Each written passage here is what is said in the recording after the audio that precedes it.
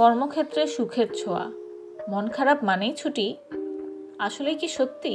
ধরুন আপনার ভীষণ শরীর খারাপ, অফিসে বসের কাছে বিষয়টি জানিয়ে অসুস্থতাজনিত ছুটি নিতে পারেন।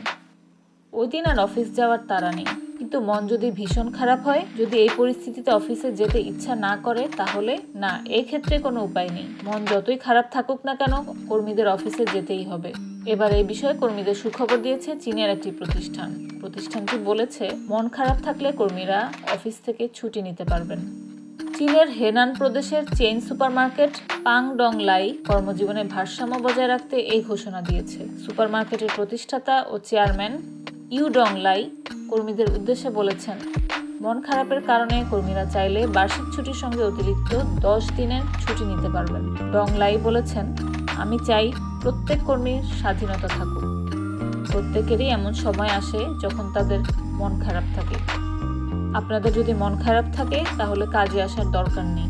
কর্মীরা এই ধরনের ছুটি চাইলে কর্তৃপক্ষ তা নাকচ করতে পারবে না। এই ছুটি নাকচ করার প্রতিষ্ঠানের নীতির লঙ্ঘন হবে। তিনি চান কর্মীরা নিজেরাই স্বাধীনভাবে নিজেদের বিশ্রামের সময় নির্ধারণ করুক। তাদের সবার জন্য কাজের বাইরে পর্যাপ্ত বিশ্রামের সুযোগ থাকুক।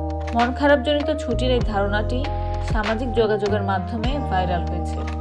অধিকাংশ ব্যবহারকারী এই ছুটির পক্ষে সমর্থন জানিয়েছে। চীনের সামাজিক যোগাযোগ মাধ্যম উইবুতে একজন ব্যবহারকারী লিখেছেন, এরকম একজন ভালো বস ও এই প্রতিষ্ঠানের নিয়ম সারা দেশে প্রচার করা উচিত। আরেকজন ব্যবহারকারী লিখেছেন, আমি পাংডংলাইয়ে চাকরি নিয়ে যেতে চাই।